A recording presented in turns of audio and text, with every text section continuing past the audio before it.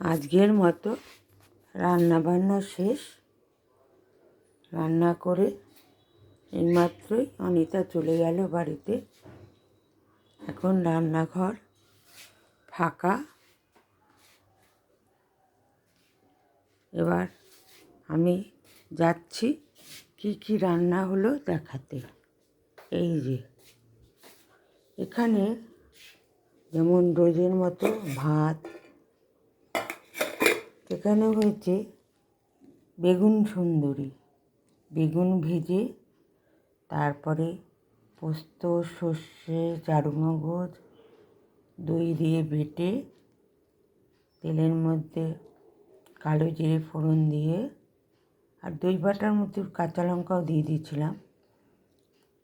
তেলের মধ্যে কালো জিরে ফোড়ন দিয়ে ওই বাটা মশলাটা দিয়ে কষিয়ে তারপরে নুন মিষ্টি দিয়ে ফুটিয়ে যখন মাখা মাখা হয়ে আসবে তখন ভাজা বেগুনগুলো ছেড়ে দিয়েছি।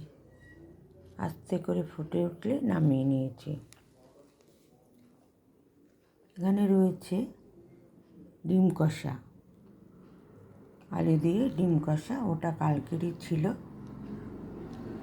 এখানে রয়েছে কাটা পোনা ঝোল, কাটা পোনা মাছ ভেজে আলু ভেজে তারপর তেলের মধ্যে কালো জিরে ফোড়ন দিয়ে টমেটো, আদা, জিরে, ধনে বেটে একটু লঙ্কাও দিয়েছি। তারপর ওটা তেলের মধ্যে দিয়ে কষে উঠলে গরম জল দিয়ে ফুটেছে, তারপর নুন একটু সামান্য একটু মিষ্টি দিয়ে আলুগুলো ছেড়ে দিয়েছি। ভালো করে ফুটে উঠলে মাছ দিয়েছি।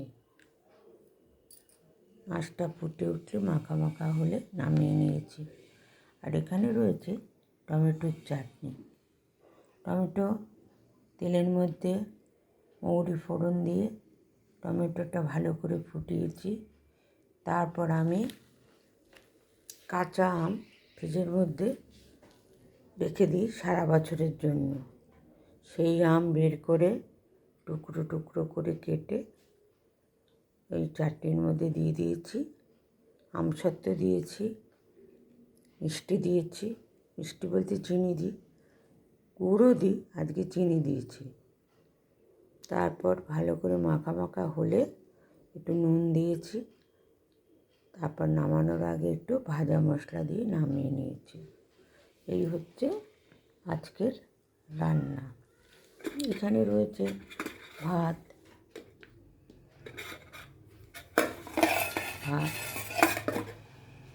আর এখানে রয়েছে আমার তিস্তার ভাত, আর ওখানে রয়েছে আমার বরের খাবার। এই হচ্ছে আজকের রান্না। জানি না কেমন লাগছে এই ছোট ছোট ভিডিওগুলো। এখন খুবই অল্প রান্না হয়, কিন্তু এক এক দিন এক এক রকম রান্না করি। তাই জন্য সবাইকে দেখাই। তোমাদের কার কার ভালো লাগলো জানাবে, লাইক কমেন্ট শেয়ার করবে, তাহলে আমারও ভালো লাগবে আর তোমাদেরও নতুন নতুন রান্না দেখতে পাবে।